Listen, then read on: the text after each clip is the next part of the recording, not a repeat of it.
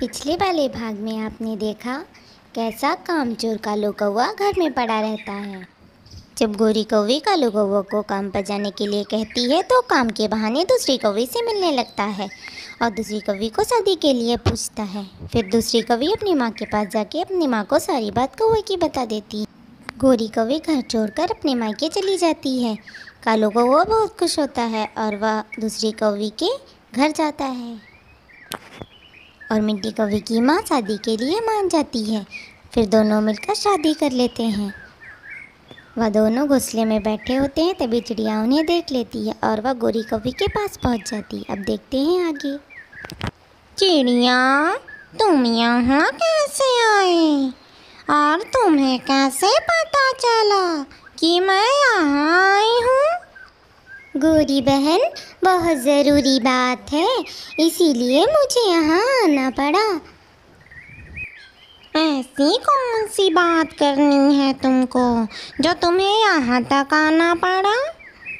गोरी, आपको पता नहीं है, आप यहाँ बैठी हैं, वहाँ कालू ने दूसरी शादी कर ली है। मैं उधर से निकल रही थी, तभी मैंने देखा कि वो शादी के जोड़े में दोनों बैठे हुए हैं। चिड़िया, ये तुम क्या कह रही हो? तुम्हें पता भी है तुम क्या कह रही हो? कालू ने दूसरी शादी कर ली? हाँ गोरी बहन, मैं सच बोल रही हूँ। आपको अगर मुझ पर यकीन नहीं है तो आप चलकर खुद देख लें। गोरी, मैंने तुझे पहले ही मना किया था कि उस कौवे से शादी मत कर, लेकिन तूने मेरी एक नहीं सुनी। तू चल, मैं भी चलती हूँ तेरे साथ में। अभी उस कौवे को बताती हूँ चलकर। नहीं माँ, आप यहीं रुकें, मुझे पता है कि क्या करना है। उस कालू के बच्चे को तो मैं ही देख लूँगी। इतना कहकर गोरी कौवी और चिड़िया वहाँ से निकलती हैं। गोरी कौवी एक लाठी लेकर के निकलती है। कालू जी, क्या वो चिड़िया सच कह रही थी? आपकी कोई पत्नी भी है? आपने मुझसे झूठ बोला।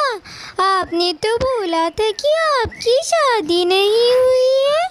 आपने मुझसे झूठ क्यों बोला? झूठ बोलकर मुझसे शादी की है। नहीं नहीं मिंटी, तुम ये कैसी बातें कर रही हो? ऐसा बिल्कुल भी नहीं है। हाँ, मैंने तुमसे झूठ बोला। अगर मैं तुम्हें बता देता कि मेरी शादी हो चुकी है तो तुम मुझसे शादी कभी नहीं करती। तुमको पता भी नहीं है कि मेरी पत्नी कितनी बुरी है।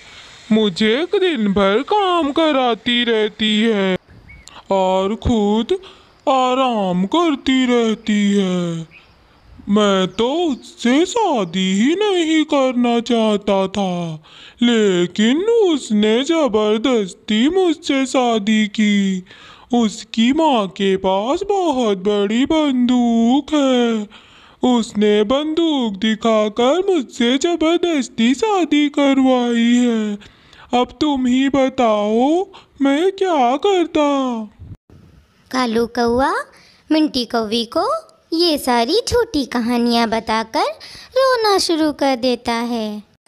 कालू जी, मुझे माफ़ कर दें, मुझे नहीं पता था कि आपकी पत्नी इतनी बुरी है। आप रोना बंद कर दें, मैं आपको कुछ नहीं कहूँगी। फिर कालू कौवा देखता है कि गोरी कौवी तो डंडा लेकर के आ रही है। गोरी कौवी तो गुस्से में बहुत तेज उड़े जा रही थी और चिड़िया भी। फिर दोनों अपने अपने घर को चले जाते हैं। फिर वो मिंटी कौवी से कहता है, मिंटी, अभी तुम यहाँ से चली जाओ। अगर मेरी पहली पत्नी गोरी कौवी आ गई तो हम दोनों को नहीं छोड़ेगी। अगर उसकी माँ बंदूक लेकर के आ गई तो कहीं वो तुम्हें गोली ना मार दे। मुझे डर लगता है, मैं तुम्हें खोना नहीं चाहता हूँ। इसलिए तुम जाकर उस बड़े पेड़ पर बैठ जाओ, मैं तुमसे वहीं आके मिलता हूँ। नहीं नहीं कालू जी, मैं आपको छोड़कर कहीं नहीं जाऊंगी। अगर उसकी माँ ने आपको गोली मार दी तो? नहीं नहीं मिंटी, मैं कुछ बहाना बना दूंगा, तुम यहाँ से अभी चली जाओ। फिर मिंटी कौवी वहाँ से चली जाती है। मिंटी कौवी के जाते ही गोरी कौवी वहाँ पर आ जाती है। कालू, कहाँ है तेरी दूसरी पत्नी? मुझे दिखा, मैं अभी तुम दोनों को बताती हूँ। उसे तूने कहाँ छिपा दिया है? बाहर निकाल, वरना मैं ढूंढूंगी तो तेरे लिए अच्छा नहीं होगा। गोरी कौवी को इतना गुस्से में देखकर कालू कौवा डर जाता है। अरे अरे गोरी, तुम इतना गुस्से में क्यों हो? मेरी कोई पत्नी नहीं है यहाँ पर। मैं तो ये सब नाटक कर रहा था, तुम्हें जरूर उस चिड़िया ने बताया होगा। मैं तो तुम्हें वापस लाने के लिए ये सब नाटक कर रहा था। सोचो, अगर मैं ये सब नाटक ना करता तो तुम वापस कैसे आती? तुम्हारे बिना मुझे बिल्कुल भी अच्छा नहीं लग रहा था। तुम मुझसे ज़्यादा होशियार बनने की कोशिश ना करो, मैं सब जानती हूँ तुम्हारे बारे में। नहीं नहीं गोरी, ये तुम क्या कह रही हो? मैं तुम्हें अच्छे से जानता हूँ। मैं भला दूसरी शादी तुम्हारे रहते हुए कैसे कर सकता हूँ? मेरा यकीन मानो, ये सब एक नाटक था। ये सब सुनकर गोरी कौवी का गुस्सा शांत हो जाता है। गोरी, तुम यहीं बैठो, मैं आज कोई ना कोई काम जरूर ढूंढ लूंगा। ऐसा कहकर कालू कौवा वहाँ से चला जाता है। फिर कालू कौवा मिंटी कौवी के पास पहुँच जाता है। वह उसके लिए एक नया घोंसला बनाता है। मिंटी, तुम अब इसी घोंसले में रहना, अब मैं काम ढूंढने जाता हूँ। इतना कहकर कालू कौवा वहाँ से भी काम ढूंढने के लिए निकल पड़ता है। उड़ते उड़ते कालू कौवा एक पेड़ के नीचे बैठ जाता है और वह सोचने लगता है कि ऐसा क्या करे कि जिससे उसको काम भी ना करना पड़े और उसे पैसे भी मिल जाए, जिससे वह दोनों कौवियों को खुश रख सके। कालू कौवा सोच ही रहा था, तभी एक कौवी उड़ती हुई जा रही थी और वह चक्कर खाकर नीचे गिर जाती है। अरे क्या हुआ तुम्हें? तुम ऐसे क्यों गिरी हो? उठो उठो, जल्दी उठो। तुम्हें चोट तो नहीं लगी ना? और तुम नीचे कैसे गिर गई? कुछ नहीं, चक्कर आ गया था, इसीलिए मैं गिर गई, क्योंकि मैंने सुबह से कुछ भी खाया नहीं है। अच्छा, तो फिर तुम यहीं रुको, मैं अभी लेके आता हूँ। फिर कौवा उसके लिए एक सेब लेकर के आता है और वह खाती है। क्या तुम इसी जंगल में रहती हो और तुम्हारी शादी हो गई है क्या? नहीं, मेरी शादी तो नहीं हुई है, मैं अभी कुंवारी हूँ और मेरे घर में मेरे मामा और मामी रहते हैं। मेरे मामा मामी मेरी जायदाद के पीछे पड़े हुए हैं। मैं जिससे भी शादी करूँगी वो मेरी जायदाद का हकदार होगा। मैं इसी जंगल में रहती हूँ, यहीं थोड़ी दूर मेरा घर है। मुझे तो पता ही नहीं था कि इस जंगल में इतनी सुंदर सुंदर कौवी रहती हैं। अच्छा, तो तुम्हें कैसा कौवा पसंद है? मुझे तो नुकीली चोंच और सुंदर पर वाला कौवा पसंद है, और जो दूसरों की मदद भी करता हो। मेरी तो चोंच भी नुकीली है और पर भी सुंदर है। तुम्हारा मेरे बारे में क्या ख्याल है? पर मेरे पास जमीन जायदाद नहीं है। मेरे घर में मेरी बूढ़ी माँ रहती है और मैं उनके इलाज के लिए पैसे इकट्ठा कर रहा हूँ, लेकिन कहीं से इकट्ठा नहीं हो पा रहे हैं। तुम अच्छे तो हो, लेकिन अभी मेरा शादी के बारे में कोई ख्याल नहीं है। वैसे हम अच्छे दोस्त बन सकते हैं, तो आज से हम दोनों दोस्त हैं। और हाँ, तुम्हारी माँ का खर्च मैं पूरा कर दूंगी, तुम मेरे घर आकर मुझसे पैसे ले जाना। कालू कौवा ये सुनकर बहुत खुश हो जाता है और दोनों अपने अपने घर चले जाते हैं। गोरी कौवी घोंसले में बैठी होती है। तभी वहाँ पर कालू कौवा आ जाता है और गोरी कौवी से कहता है, गोरी, आज मैं बहुत खुश हूँ क्योंकि मुझे काम मिल गया है। अब मैं कल से काम पर जाऊँगा।